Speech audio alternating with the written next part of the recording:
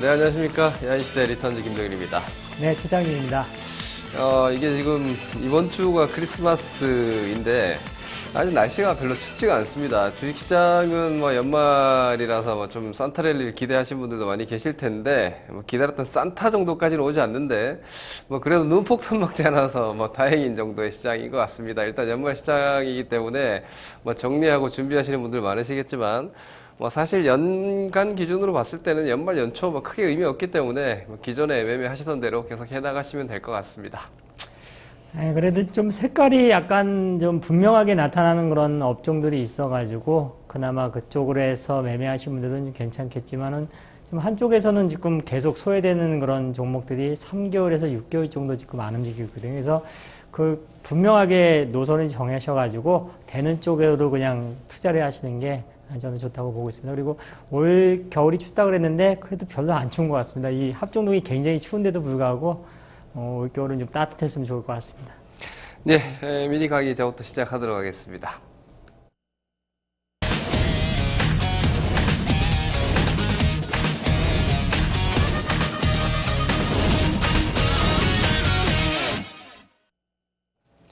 예, 저는 뭐 아시다시피 미니 강의에서 투자 마인드라든지 이런 부분들 위주로 좀 교육을 계속 해드리고 있는데 오늘은 시황에 대한 이해도를 조금 높일 필요가 있을 것 같습니다. 시황이라고 보면 우리가 시황이라는 것 자체가 시장의 상황을 좀 줄인 말입니다. 지금 화면이 제대로 뜨지 않는데 제가 여러분들께 일단 먼저 좀 말씀드리겠습니다. 지수는 시장의 동의어가 아닙니다. 그러니까 지수가 올라간다고 해서 시장이 올라간다 뭐 이렇게 얘기하기도 힘든 부분이고, 지수가 떨어진다고 해도 뭐 수익도 사실상 가능한 거기 때문에 지수의 방향과 시장의 어떤 강도는 좀 구분을 여러분들이 좀 지으실 필요가 있습니다. 시장 지수의 움직임에 매몰되면 많은 것을 잃어요. 그리고 반대로 시장 지수의 스트레스를 조금 벗어 던져버리면 또 많은 게 보입니다. 그렇기 때문에 시황을 무시하자는, 뭐 시장 지수의 방향성을 무시하자는 개념은 아니지만 이 후반부에 뭐 시장 지수를 언제 중요하게 보는지를 좀 말씀드릴 텐데, 지수의 방향이랑 변동을 체크하는 이유는요, 뭐 저 같은 경우에도 뭐 시황 전문가 이런 얘기를 좀 많이 듣는데 제가 그 얘기 별로 안 좋아합니다. 왜냐면은 지수, 뭐 선물이나 파생하시는 분들이 저한테 질문을 많이 하시는데, 저는 주식 투자를 위한 환경을 보기 위해서 시장, 지수 시장, 뭐 전반적인 글로벌 시황을 좀 보는 거예요. 투자 환경, 뭐 예를 들어서 이런 거죠. 시장 전반의 강도가 대단히 강하다, 좋다. 그러면 어떤 관점으로 보느냐면, 약간 방어적인 포트폴리오 내지는 좀 안정 위주의 포트폴리오도 아주 공격적인 수익률 극대화로 전략을 수정하는 겁니다. 선회하는 겁니다. 예를 들어서 포트폴리오를 조율을 할 때 좀 공격적인 포트를 한 50 정도를 놓고 좀 안정적인 포트폴리오를 50% 정도를 놨는데, 이게 시장 자체가 위쪽으로 뚫고 나가면서 수익률 게임에 들어간다라면은 안정적인 보수적인 포트폴리오는 상대적으로 수익률 게임에 좀 뒤떨어질 수 있죠. 그럼 공격적인 포트폴리오로 다 전환시켜 버리는 겁니다. 100%. 그리고 반대로 시장이 단기 변동성이 좀 약세 쪽으로 나오면서 좋은 주식들까지 흔들릴 것 같다라고 보이면 포트폴리오 현금 자체를 좀 조율을 한다든지, 그러니까 이런 수익을 좀 더 내기 위한, 좀 더 많이 내기 위한 환경인지, 아니면 좀 일정 수준, 예를 들어 단기적인 목표치를 잡을 때도 장이 아주 좋을 경우에는 목표치 필요 없습니다. 그냥 가는 데까지 끝까지 따라가는 거예요. 최대한 많이 벌기 위해서만 노력하시면 되는 건데, 장사 자체가 뭐 기본적인 가두리에 좀 갇혀 있다거나 변동이 그렇게 크지 않다면 매매도 끊어치고 끊어치고 끊어치고 이렇게 가실 수 있는 거예요. 이런 투자의 환경 자체를 점검하는 데 목적이 있다. 시장과 종목 움직임은, 시장과 종목 움직이는 핵심적인 이슈는 항상 파악을 하셔야 됩니다. 지수는, 시장 지수는 뭐 몇 포인트 올라가고 내려가고 이렇게 여러분들이 보실 수 있지만, 이 구간 안에서도 시장을 핵심적으로 움직이는 이슈는 뭐냐. 뭐 예를 들어서 금리 변화가 될 수 있는 것이고, 혹은 환율이 될 수도 있는 거고요. 반대로 그렇게 마켓이 중요한 상황이 아니라면은 시장의 트렌드가, 중심 트렌드가 뭐냐. 이걸 꼭 찾아야 된다는 거예요. 예를 들어 지금 같은 경우에는 금리 끝났죠? 여기 이제 지나갔어요. 근데 금리 환경은 별로 중요한 게 아니에요. 별 신경 쓸 것도 없어요. 환율 별 상관없어요. 유가 전체 시장의 매크로 인덱스 중에서는 유가 상품 제일 중요합니다. 지금은 유가 상품에 따라서 시소 움직임이 조금 반대쪽으로 기울 수도 있기 때문에 그런 부분 정도. 오히려 종목을 움직이는 근거는 뭐냐? 내년에도 성장할 수 있느냐? 현재 시장의 성장 트렌드는 여전히 무엇이냐? 저성장 시장 속에서 성장할 수 있는 종목 섹터 찾기. 이게 이슈가 되어 있는 거예요.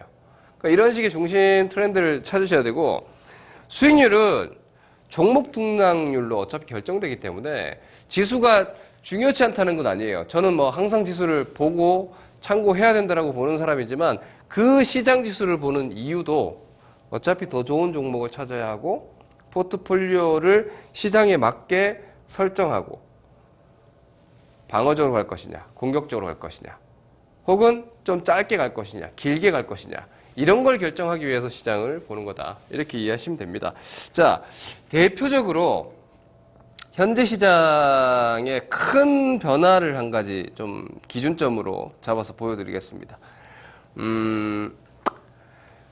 2011년 이 금융위기 이후에 큰 반등이 나왔어요. 여기까지는 금융위기랑 마찬가지 같은 장세 구간이었는데 2011년도를 기점으로 해서 이 시장이 완전히 바뀌어버립니다.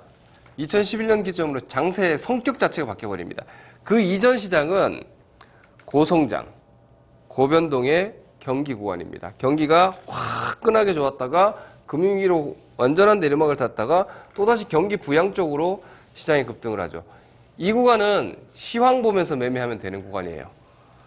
투자를 중심으로 성장했던 시장이에요. 기업들의 설비 투자, 뭐 이런 부분들로, 그리고 전반적 유동성 투자 이런 쪽에서 성장했던 시장이기 때문에 물가 상승률도 높았고요. 활발한 레버리징도 일어났습니다. 차입 투자가 상당히 많았던 구간이고. 그러다 보니까 경기와 시장 중심에 경기가 좋아지고 경기가 나빠지고 경기에 포커스가 맞춰지면서 민감주들이 활발하게 움직이고 시장이 좋아질 때 다 같이 좋아지는 종목 섹터가 움직이는 탑다운 시장이었어요. 시장 좋다. 그러면 그 시장, 좋은 시장에서 연동하는 주식을 편안하게 찾아서 가져가면 장을 보면서만 매매하더라도 충분히 수익이 날 수 있는 구간이었는데 2011년도 기점으로 이것이 완전히 바뀌었습니다. 경기 민감주, 순환적인 강세가 나왔던 시장이에요.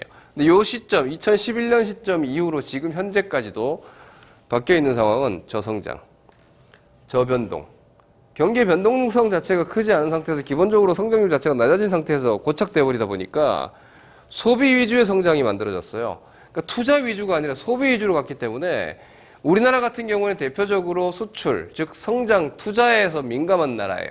그런데 이것이 전반적인 뭐 글로벌 국가들의 경제 정책 자체도 소비 위주로, 그죠? 이 정책이 이렇게 갔기 때문에 혁신적인 사업에 대한 배팅이 집중될 수밖에 없는 상황이에요. 이쪽은 세상이 좋아지면 다 좋아지느냐? 세상이 좋아지면 다 좋아진다. 그럼 세상이 좋아질 때 뭐가 좋아지느냐? 여기에 초점이 맞춰졌다면 이쪽은 세상이 별로 좋지 않아. 그러니 좋은 걸 찾아내. 이런 시장으로 바뀐 거예요. 그러다 보니까 바텀업 구간으로 완전히 들어와 있는 상태. 이건 지금도 유지되고 있어요. 뭐 내년도에 중간에 약간 일어났던 투자라든지 경기 위주로 한번 분위기가 만들어질 수는 있겠지만 기본적으로 저성장 이 흐름은 크게 바뀌지는 않지 않겠는가 예상되고 있는 상태입니다.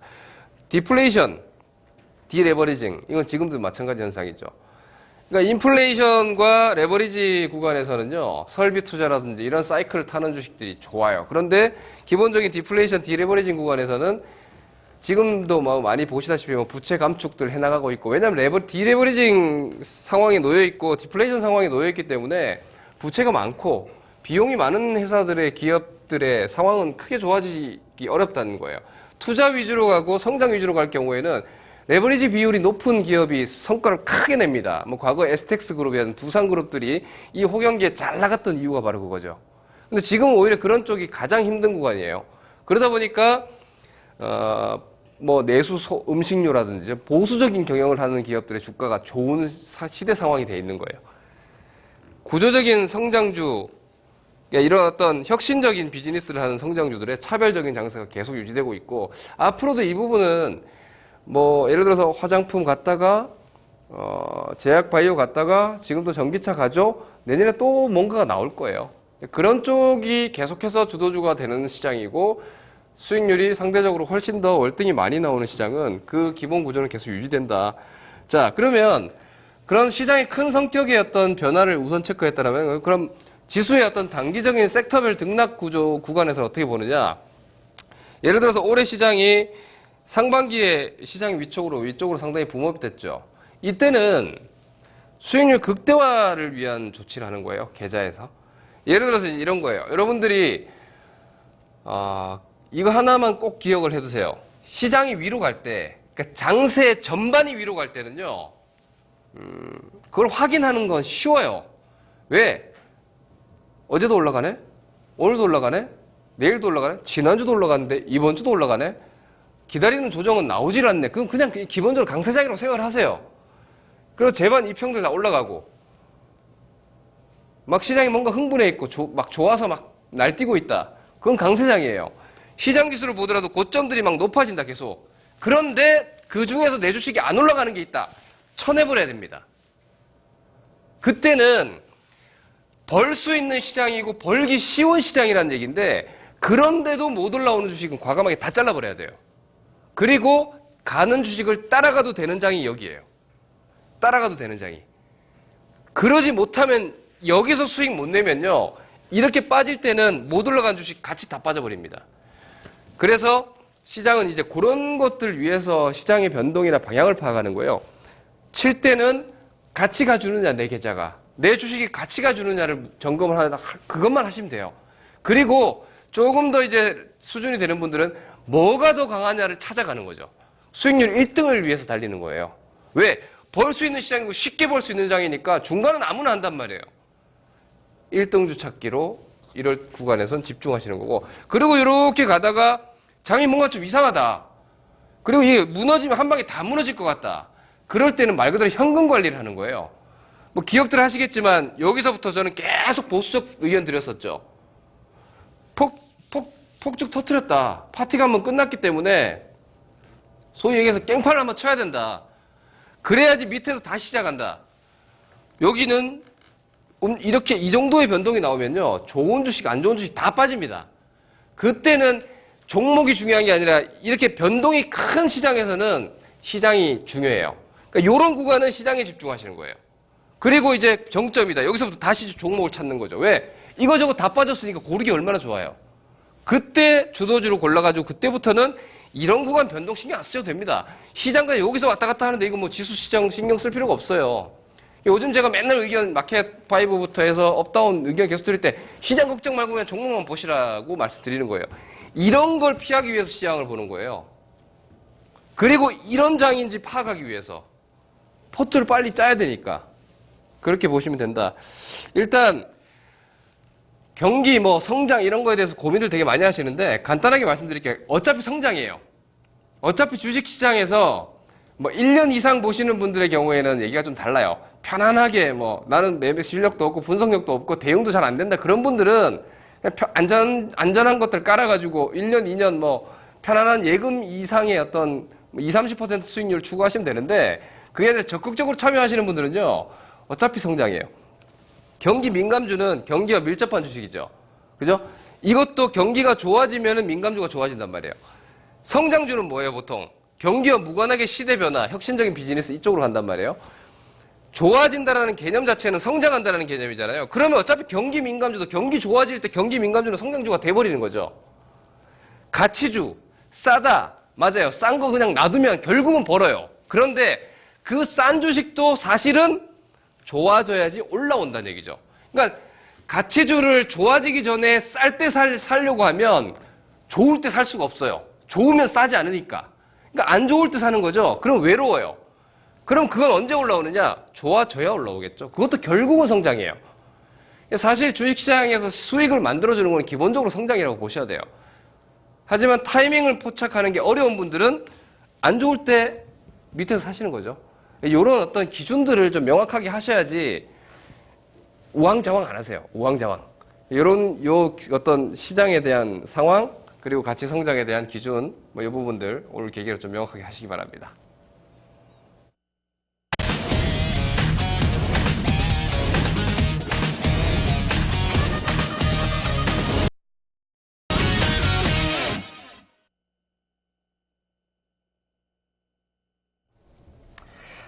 저는 오늘은 시장 비주도주, 시장이 지금 상승하나 옆으로 행보하는데, 이런 시점에서 시장의 수익률을 못 쫓아가고 시장은 상승하는데 오히려 하락하는 종목들 있죠. 거의 시장 비주도주라고 표현을 하고 또 시장의 왕따 주식이라고 이렇게 표현을 저는 좀 했는데요. 좀 가격한 표현일 수도 있지만은 그 종목의 특징이 뭐냐. 먼저 실적 부진이라는 거예요. 실적 부진. 실적 부진이 지속되는 종목들. 업종 대표주고 또 시장 지배력 1위 기업이고 이렇지만은 실적이 계속 부진하다. 이게 1년이 아니고요. 1년, 2년, 3년 계속 부진하다. 그리고 또 분기별로 봤을 때는 1분기, 2분기, 3분기, 4분기 계속 부진하다. 이 특징이 첫 번째가 실적 부진이 지속된다. 두 번째는 실적 부진이 지속되는데 그거랑 이제 똑같은 얘기일 수도 있지만은 그 업황, 산업의 업황이 부진하다. 이게 지속된다. 업황이. 계속 업황이 부진하면은 당연히 실적도 부진할 거다. 이게 둘이 같이 약간 비슷하게 표현은 되지만은요. 어떻게 보면 엄밀히 보면 따르거든요. 업황이 부진한데도 그 가운데서도 실적이 좋은 기업도 있기 때문에 그 두 가지가 명확하게 부진한 그런 기업들, 주식들. 그리고 세 번째는 주가 약세가 계속 이거죠. 이렇게 계단식으로 올라가야 되는데 이게 내려가는 계단이에요. 내려가는 계단. 계단이 올라가는 계단이 아니라 내려가는 계단. 우상향이 아니라 우하향으로 계속.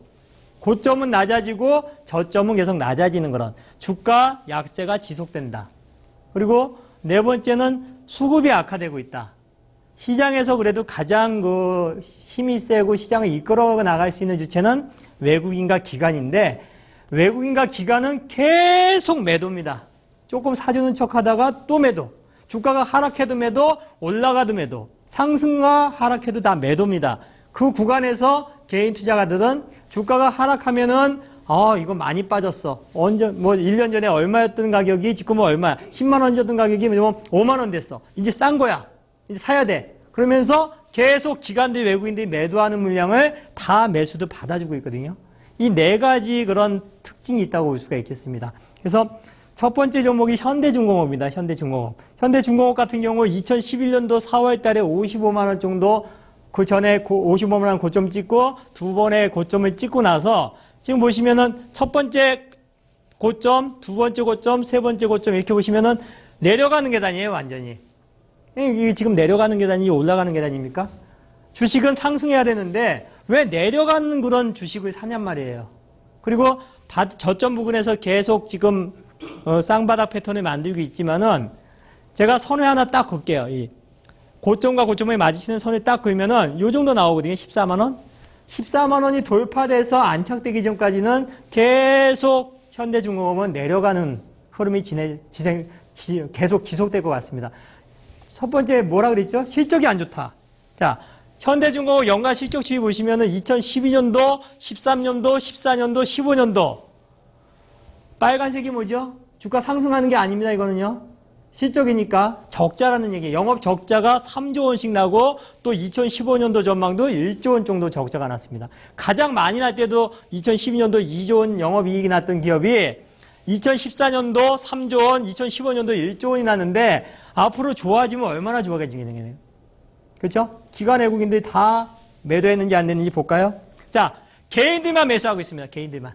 이게 2015년도 1월 달부터 12월 달까지 제가 누적으로 했을 때 매수 누적을 본 건데요. 외국인들 매도, 기관 매도, 개인들만 매수하고 있습니다. 이렇게. 이 정도로 지금 딱 지금 네 가지 그 원칙에 딱 맞아 떨어지거든요. 그리고 자, 포스코 보겠습니다. 포스코. 고점이었을 때가 2011년도 3월 달에 50만 원 했던 게 지금 얼마입니까? 16만 원대 있습니다. 16만 원에서 17만 원대 있는데 이 포스코 자체도 고점이 낮아지고 있죠. 많이 올라와 봤자 이제 한 20만 원대에서 저항선 걸려버리고 그러면 실적은 어떨까요? 실적. 2012년도, 13년도, 14년도, 15년도 매출액 자체도 계속 그냥 평이하게 거의 변동이 없을 정도로 그렇고 영업이익 자체도 크게 늘어난 게 없습니다. 거기에다가 당기순이익 자체는 올해 같은 경우 14년도에 5천억대도 줄어들었다가 올해는 마이너스 단기 순손실 전환 가능성이 있습니다. 주가가 빠질 이유가 충분히 있습니다. 왕따 당할 이유가. 그러면 누가 샀을까요? 자, 개인들만 매수했습니다. 외국인들 500만 주, 600만 주 팔았는데 개인들만 640만 주 매수했습니다. 기관도 별로 사주지 않고. 그럼 당연히 빠지는 거죠. 이 원칙에 의해서 주가는 빠질 수밖에 없다. 현대차 보겠습니다. 현대차 2012년도 5월 달에 27만 원 정도 고점을 형성하고 그 고점을 돌파하지 못하고 있다가 지금 같은 경우는 박스권 하단부 저점 내려와 있는데 12만 원대, 뭐 12만 원 저점 찍고 15만 원대 내려와 있는데 현대차 같은 경우도 실적 보면 어떻습니까? 2012년도 영업이익 8조 4천억 원, 2013년도, 14년도, 15년도 영업이익 계속 감소입니다. 당기순이익 계속 감소해요. 왕따 당하는 종목은 왕따 당하는 이유가 있습니다. 그럼 누가 샀을까요? 자, 개인 투자가들만 열심히 샀습니다. 666만 주 샀고요. 6이 3개가 들어갔네요. 그렇죠? 네? 그리고 외국인들은 100만 주 샀고 기관들이 팔았습니다. 개인들이 많이 사고 기관 외국인들이 매수가 안 들어오고 매도 쪽으로 많이 방향을 틀었다 그러면 주가는 안 움직이는 겁니다. 그리고 파라다이스 코스닥 종목 중에서 카지노 관련된 기업인데 고점 41,400원에서 계속 내려왔습니다. 그리고 저점도 깨고 그렇죠? 주가가 약세를 보이고 있습니다. 그러면 누가 실적 보겠습니다. 실적 2013년도 영업이익 1,300억 원, 그리고 2014년도 790억 원, 2015년도 이상은 668억 원. 실적 계속 부진합니다. 그리고 자, 수급 보겠습니다. 개인 투자가 1,000만 주 정도 매수했습니다. 외국인들이 다 때려 팔았습니다. 기관 때려 팔았습니다.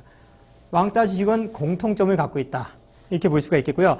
그리고 최근에 보게 되면 한 일주일 정도의 그 기관과 외국인들의 코스피 시장하고 코스닥 시장하고 움직임 보게 되면은 코스피 시장에서 삼성전자 공매도 자사주 매입하는 데다가 외국인들이 계속 매도하고 있거든요. 거기에다가 현대차도 좀 매도하고 그러면서 코스피 시장에서 수급이 안 좋습니다. 기관 투자가 매수하는 것도 외국인들이 피해서 자기들이 좋아하는 수익률을 극대화하는 종목만 매수하고 있고요. 그리고 코스닥 시장에서도 보게 되면은 외국인들 같은 경우는 매수 안 합니다. 샀다 팔았다 하면서 매수 안 하고 기관 투자가들도 이렇게 매수 안 하고 있습니다. 수급이 공백 상태다. 지난주에도 분명하게 제가 설명을 드렸거든요. 그리고 지금 코스피 시장의 시가총액이 1250조 원, 코스닥 시장의 시가총액은 193조 원, 시가총액이 코스피 시장이 코스닥 시장의 5배 정도의 시장 규모도 큰데요. 근데 어떻게 됐는지 보여드릴까요?